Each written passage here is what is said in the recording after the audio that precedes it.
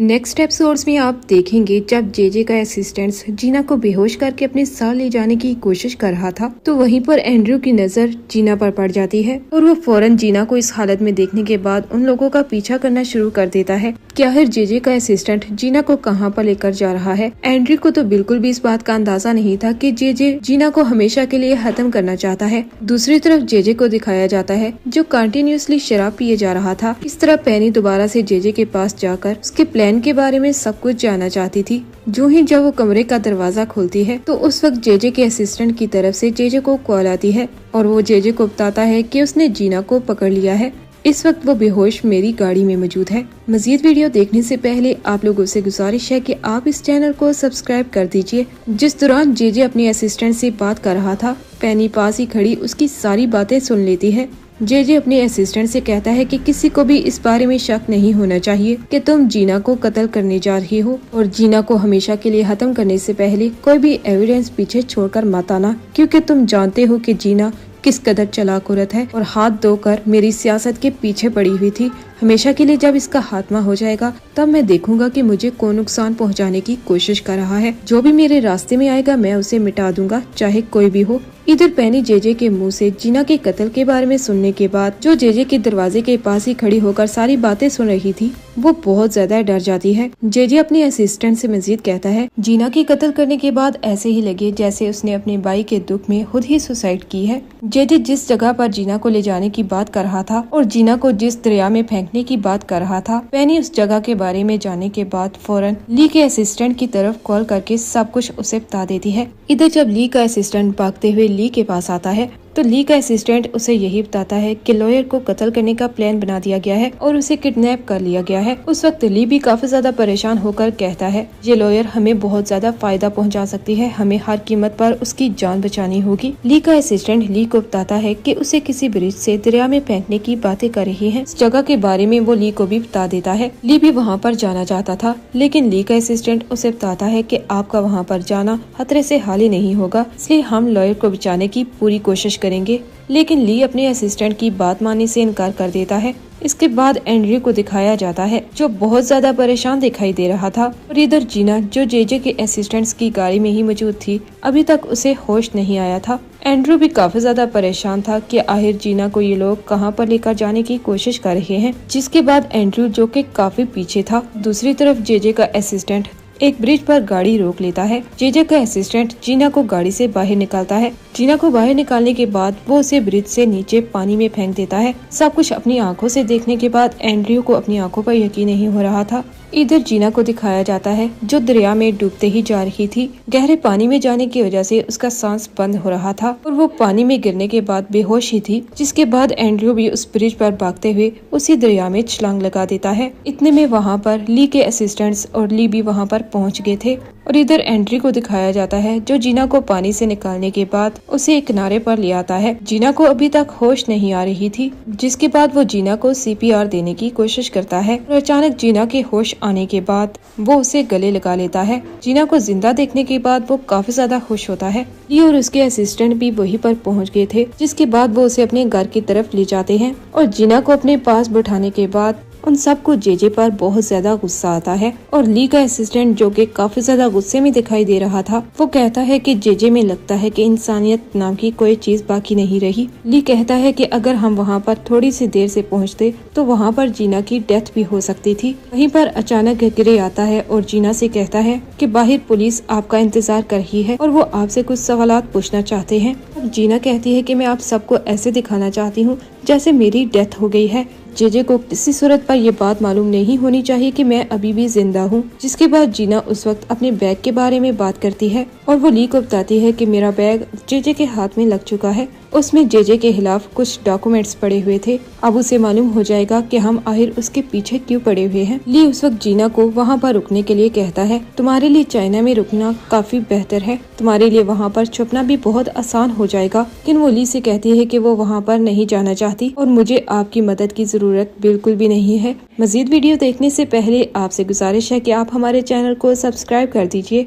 तब एंड्रयू भी जीना से यही कहता है कि ली बिल्कुल ठीक कह रहा है, चाइना के अलावा तुम्हारे लिए कोई भी जगह सेफ नहीं, तुम खुद को वहाँ पर महफूज महसूस कर सकती हो। और वो ली से कहता है कि हमारे लिए बेहतर होगा कि आप जीना की मदद करें। जिसके बाद दोबारा से जेजे के असिस्टेंट को उसके पास दिखाया जाता है, जो जेजे को इस बात की खुशखबरी सुनाता है कि उसने जीना को हमेशा के लिए खत्म कर दिया है। और वही बैग जिसके बारे में जीना बात कर रही थी कि वो बैग जेजे के हाथ में लग चुका है। जेजे का असिस्टेंट वो बैग जेजे को देता है। उन डॉक्यूमेंट्स को देखने के बाद जेजे काफी ज्यादा एक्साइटेड हो जाता है। वो अपने असिस्टेंट से कहता है, देखो किस तरह जीना मेरे खिलाफ मेरी इलेक्शन कैंपेन को नाकाम बनाने की कोशिश कर रही थी। बस मैं एक दफा ये इलेक्शन जीत जाऊं, मेयर बनने के बाद मैं ली को भी जिंदा नहीं छोड़ूंगा। तब जेजे का असिस्टेंट जेजे से कहता है, मैंने आपके हुक्म के मुताबिक आपको ऑर्डर तो मान लिया है, लेकिन मैं बहुत ज्यादा नर्वस हूँ। जेजे कहता है कि तुम्हें बिल्कुल भी परेशान होने की जरूरत नहीं, बस एक दफा ये इलेक्शन जीतने दो, सब चीजें मेरे काबू में आ जाएंगी। जिसके बाद रात का सीन दिखाया जाता है, जहाँ पर जीना बेड पर लेटी हुई थी और उसने अपनी आंखें क्लोज की हुई थी।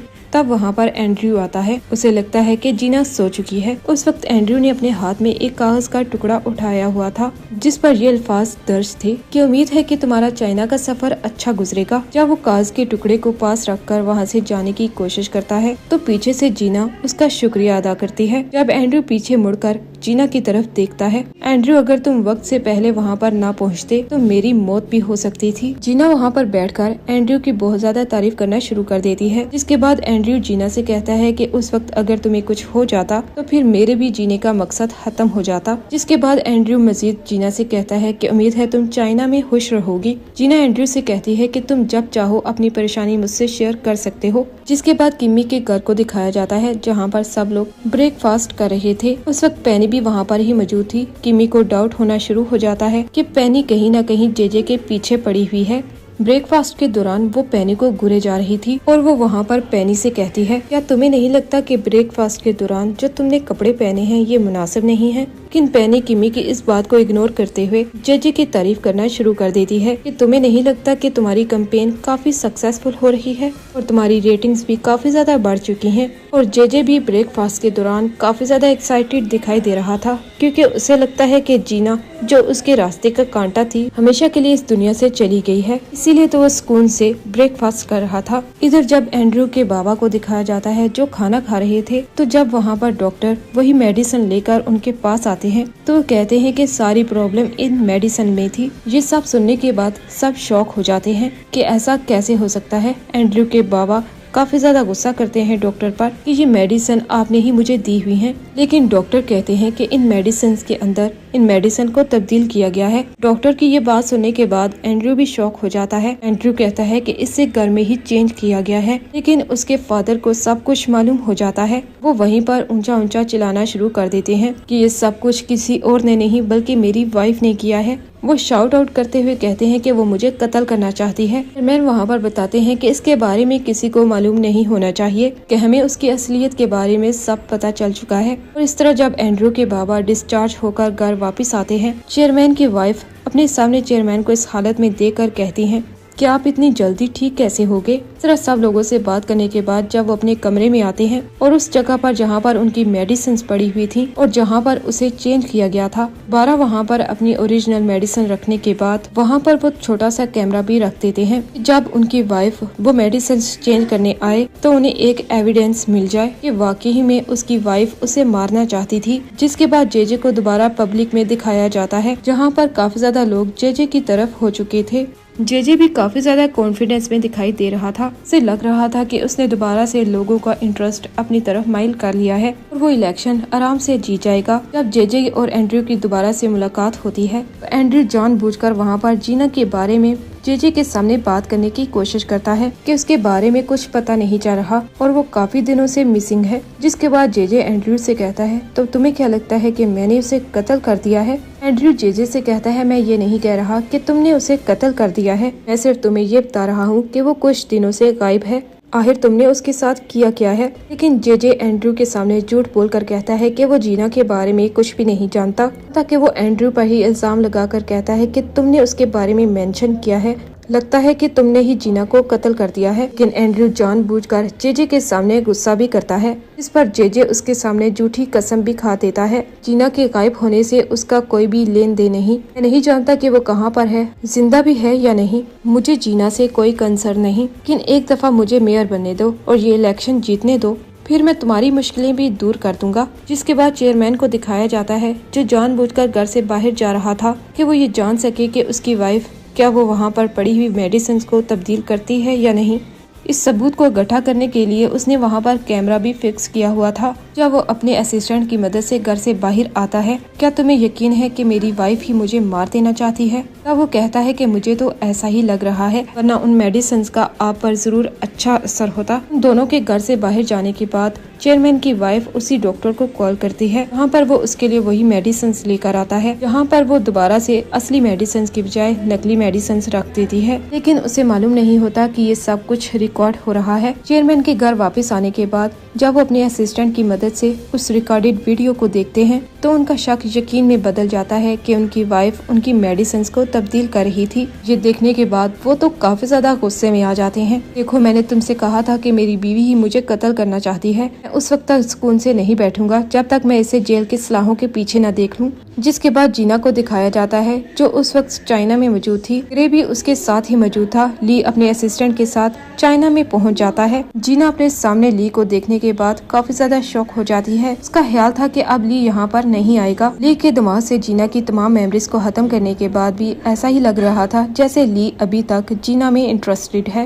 वहाँ तक कि वो अपने असिस्टेंट्स को भी बता देता है कि वो चाहता है कि वो किसी दिन जीना के साथ डेट रखे। के बाद ली और जीना को एक साथ बैठे हुए दिखाया जाता है। जब जीना ली के गले में पड़े हुए उस लॉकेट को देख रही थी, ली तब कहता है कि मुझे याद नहीं है कि ये लॉकेट मैंने क्यों पहना हुआ है, लेकिन जीना जानती है कि ये लॉकेट उसने खुद अपने हाथों से ली को पहनाया था। वो ली के सामने काफी ज्यादा इमोशनल दिखाई दे रही थी। ये उस लॉकेट के बारे में बात कर ही रहा था कि जीना की आंखों में आंसू आ जाते हैं और वो ली के सामने रोना शुरू कर देती है। भी जीना को इस हालत में देखकर काफी सरप्राइज हो जाता है और कहता है, आखिर तुम क्यों रो रही हो? उस वक्त जीना अपने आंसू साफ करना शुरू कर देती है। जीना ली से कहती है कि वो अपने पर्सनल इशू उसके साथ शेयर नहीं करना चाहती, कि जो जीना में काफी ज्यादा इंटरेस्टेड दिखाई दे रहा था। वो जीना से कहता है, मुझे लगता है कि तुम मुझे अवॉइड करने की कोशिश कर रही हो, लेकिन जीना इसके बारे में मजीद बात नहीं करती। वो कहती है कि मुझे नींद आ रही है। इसके बाद नेक्स्ट डे दिखाया जाता है जब इलेक्शन आ जाता है और इधर वोटिंग हो रही थी और ली और जीना लाइव प्रोग्राम करने के लिए तैयार थे और आज वो जेजे की सारी रियलिटी को शो में एक्सपोज करने वाले थे। कुछ देर बाद ये दिखाया जाता है